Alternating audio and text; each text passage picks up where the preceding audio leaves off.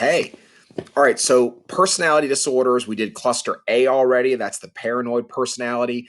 Kind of scary, a little bit threatening, if you will, because they don't trust anybody. Personality disorders. Now I'm moving on to cluster B, and cluster B is personality disorders that are really dramatic, overly emotional. Everywhere they go, there is some sort of drama, and this is the dramatic, drama creating, personality, and it's a person that is really, really difficult to deal with. And so we're looking at the first one is narcissistic, and the root word is narcissist, and narcissistic or narcissist personality disorder comes from an ancient story that I believe goes back to the Greek times of the Greeks. And the story was that there was this guy named Narcissist, and Narcissus, well, he loved himself, like he was really good looking, and so he went looking for someone that was perfect for him because he was so great. He just needed to find the perfect person, and so he started wandering around the country looking for the right person. And every time he came upon a woman, she just wasn't good enough for him. Like he was just so amazing. And so eventually Narcissus ends up at this pond, and he's gonna wash his face, and when he looks down in the water, like, whoa, look at that, there's a beautiful face right there. And what he was looking at was his reflection, and he was just obsessed with his reflection, so much so that he ended up falling into this lake and drowning to death.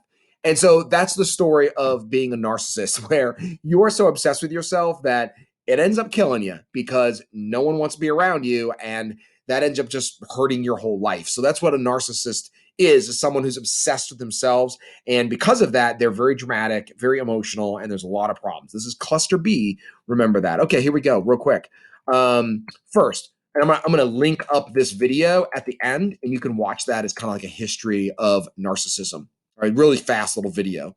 All right, cool. So here we go. Number one, they're obsessed with fantasies of their unlimited success. They just know that they are super successful, and their success is so amazing that they spend all their time in these fantasies. But the reality is this: they're really not successful, like, or that successful. They may look it. You may think they are. They may have nice clothes and the fast car, but in the reality, they're really not that successful. But they have fantasies of it. They'll tell you, by the way, they'll tell you how amazing they are all the time. But in reality, it's not really the way it looks.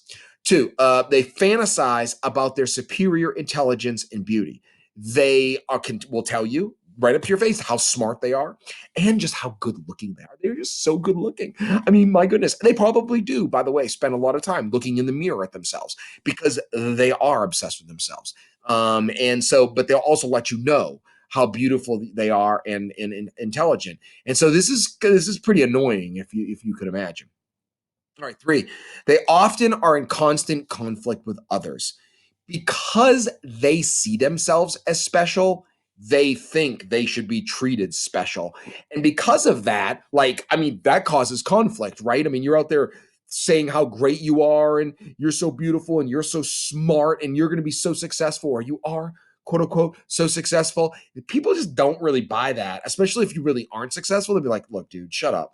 And so it causes conflict. So they feel they should be treated special because of their gifts. Oh, their gifts are so great. They are so wonderful. They are just God's gift to everybody.